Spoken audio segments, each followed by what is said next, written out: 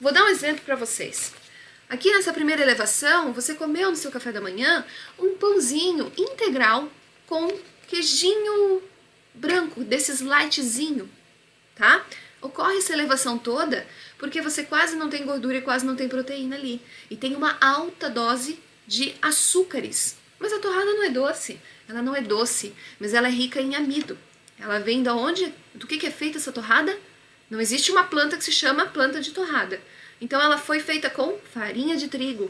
A farinha de trigo vem do quê? Do trigo.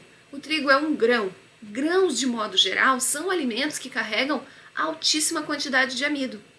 Altíssima quantidade. E mesmo sendo integral, ele só tem aquela casquinha ali junto. Aquilo ali não vai dificultar a absorção ou digestão, de fato, daquela farinha, daquela torrada. Na verdade, pode inclusive acabar atrapalhando muito mais não a digestão, mas atrapalhando o seu objetivo. Por quê?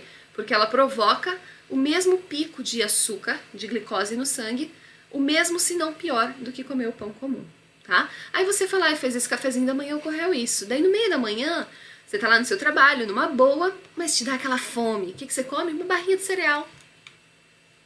Uma barrinha de cereal, né? Aquelas barrinhas assim, ou mesmo uma granolinha com uma fruta.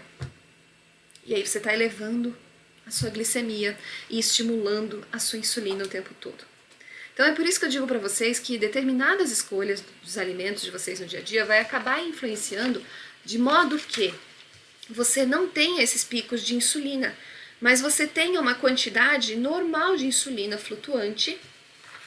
Quando você faz uma estratégia low carb, por exemplo, o que acontece é que a sua insulina tem leves elevações. E ela não vai ser o único hormônio regulador da sua fome, tá? Ela nunca é o único hormônio, mas quando isso acontece, essa gangorra toda, esse sobe e desce, essa montanha russa, você sente o tempo todo fome sem saber por quê. Quando você faz dieta, que se chama dieta low fat, que tem que ficar contando calorias, que você come o tempo todo pequenas porções, que também é bem compatível com o exemplo de comida que eu acabei de falar, da barrinha e da torrada, você sente fome o tempo todo, porque o que você come provoca essa fome o tempo todo. E aí você sofre, porque você não pode comer, tá? Então, numa estratégia baixa em carboidrato, você não vai sentir fome o tempo todo também, por quê? Porque você não tem essa gangorra de sobe e desce. Então, você consegue passar por muito mais tempo tranquilo ao longo do seu dia, sem fome, sem precisar comer. Oh, meu Deus! Como isso pode acontecer? E é por isso que uma estratégia de baixo carboidrato, uma estratégia low carb, é tão eficiente para emagrecimento, porque ela facilita o acesso aos estoques de energia que você tem. Que estoques são esses? Sua gordura corporal. A insulina, gente, é um hormônio que tem efeito anabólico.